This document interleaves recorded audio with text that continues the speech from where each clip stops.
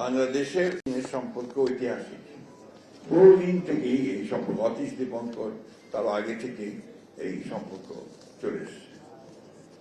বাংলাদেশ সৃষ্টি হওয়ার পরে, আমরা যখন বাংলাদেশের যুদ্ধ করে বাংলাদেশ সৃষ্টি হলো, তারপরে এই সম্পর্কটাকে আরো দৃঢ় করেন আমাদের স্বাধীনতা ঘোষক শহীদ প্রেসিডেন্ট জিয়াউর রহমান। তার সময়ই আমাদের এই চীনের সঙ্গে আমাদের সম্পর্কটা আরো বেশি বেড়ে যায়। এটাকে আরো কংক্রিট করে, এটাকে আরো আপনার দৃঢ় করতে পেরেছিলেন আমাদের আরেকজন এই দেশের একজন খ্যাতনামা পুরুষ এবং বাংলাদেশের জন্য যিনি সংগ্রাম করেছেন, লড়াই করেছেন, এমনকি পাকিস্তান পেরিয়ডেও যিনি চীনের সঙ্গে সম্পর্ক তৈরি করবার জন্য কাজ করেছিলেন, সেই মহান নেতা মির্জা গোলাম হাফিজ সাহেব। আমি 1994 সালে যখন প্রথম চীনে যাই, তখন চীনে ফ্রেন্ডশিপ হল বলে তাদের একটা হল আছে। I don't know whether that is still there or not. The friendship hall was there. And a big portrait of Mr. Golam Hafiz was there. And the caption was, the ambassador of Bangladesh Friendship Society. So, উনি ছিলেন শুরু করেছিলেন। তারপর থেকে বাংলাদেশের সম্পর্ক গভীর থেকে গভীরতর হয়েছে। বিশেষ করে পরবর্তীকালে দেশনেত্রী বেগম খালেদা জিয়া যখন চীন সফরে যান, তখন সেটা আরো বৃদ্ধি পেয়েছে। আমাদের মূল সম্পর্কটা হচ্ছে আমাদের পারস্পরিক যে স্বার্থ, সেই স্বার্থ রক্ষা। এই ব্যাপারে আমি খুব পরিষ্কার করে যেটা বুঝি, সেটা হচ্ছে যে চীন এখন একটা বিশাল দেশ। চীনের অর্থনীতি একটা রোবাস্ট অর্থনীতি, অত্যন্ত বড় একটা অর্থনীতি।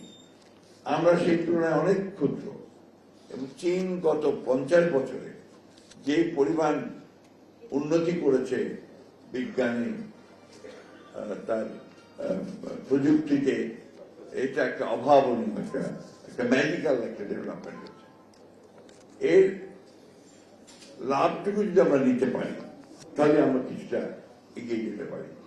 আমাদের সঙ্গে এখন চীনের সম্পর্কটা দুই দিক থেকে হচ্ছে, রাষ্ট্রীয় পর্যায়ে আছে, বেসরকারি পর্যায়ে আছে।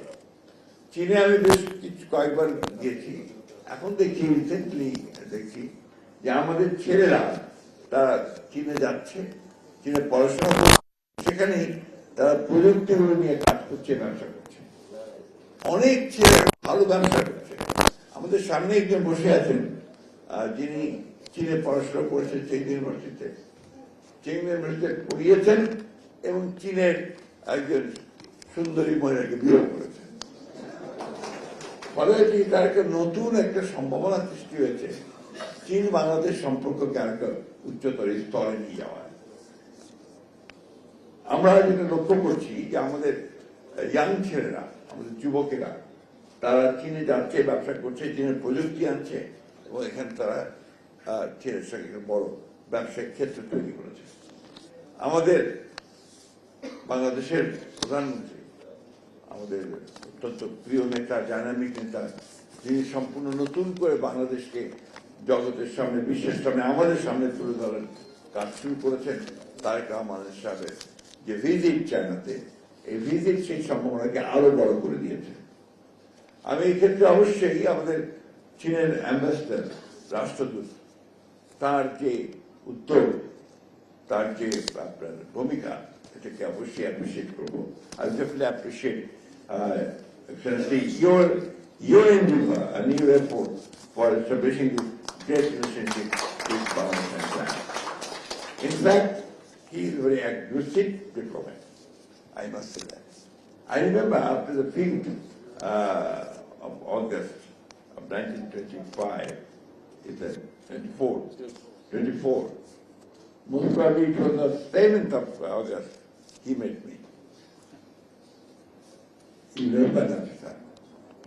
So that was the beginning of a new era of friendship between Bangladesh Nationalist Party and Chinese Communist Party.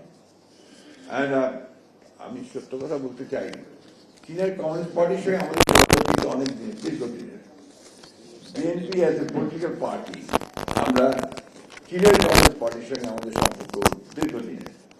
আমরা যখন বিরোধী দলে ছিলাম, যখন আপনার ফ্যাসিস্ট সরকার আমাদেরকে পিটাচ্ছিল, জেলে দিচ্ছিল, তখনও কিন্তু আমরা চীনের সঙ্গে সম্পর্ক রেখেছি, চীনের কমিউনিস্ট পার্টির সম্পর্ক রেখেছি।